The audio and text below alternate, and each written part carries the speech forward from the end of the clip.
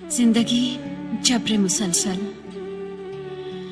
इंतजार ऐं अज़ियत, आखिर आखिर केस ताईं तू कॾहिं ईंदी?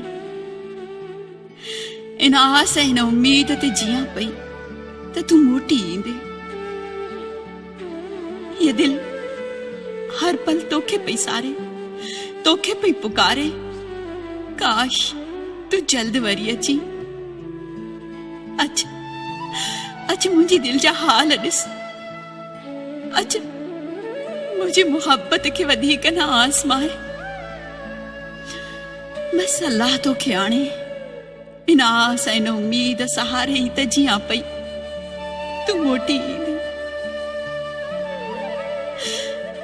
तोखां सिवाय हीअ हयाती नामुकम्मिला, हीअ हयाती बोझ आ, हीअ हयाती दर्द ऐं अज़ियत आ। उन्हनि जो बि कहिड़ो जीअण जिन खां जानी जुदा हुजनि।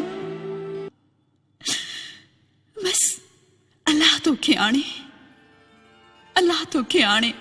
पोइ पोइ मां बि ख़ुशि हूंदसि, मां बि खिलंदसि, नचंदसि, कुॾंदसि, झुमरियूं पाईंदसि। बस तू मोटी अच, तू मोटी अच, हाँ तू मोटी अच। अल्लाह तोखे आणे, अल्लाह तोखे आणे, अल्लाह तोखे आणे, दिल तोखे थी सारी। अल्लाह तोखे आणे, दिल तोखे थी सारी। तो छॾियो विसारे, जियां कंहिंजे सहारे, जियां कंहिंजे सहारे। अल्लाह तोखे आणे, दिल तोखे थी सारी। अल्लाह तोखे आणे, दिल तोखे थी सारी। तो छॾियो विसारे, जियां कंहिंजे सहारे, जियां कंहिंजे सहारे। अल्लाह तोखे आणे, दिल तोखे थी सारी।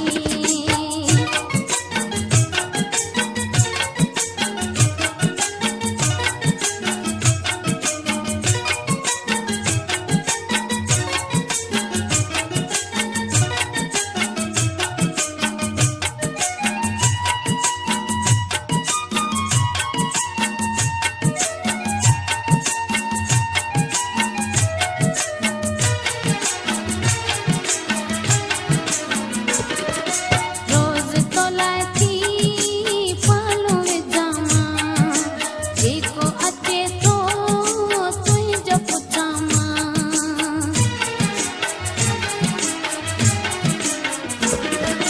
रोज़ तोलाए थी पालूं विझां, जेको अचे तो तुंहिंजो पुछां मां। ओ परदेसी वञ मूं सां मिली तूं, ओ परदेसी वञ मूं सां मिली तूं। मतां मौत न मारे, जियां कंहिंजे सहारे, जियां कंहिंजे सहारे। अल्लाह तोखे आणे, दिल तोखे थी सारी।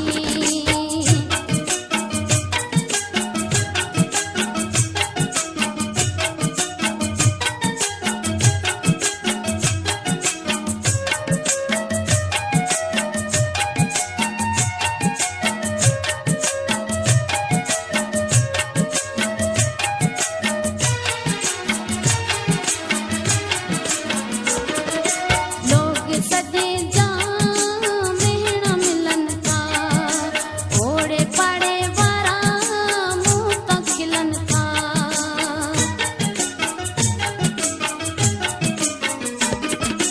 लोग सदे जा मेहणा मिलन था, ओड़े पाड़े वारा मुंह तां खिलन था। नैण चिमन था, बस को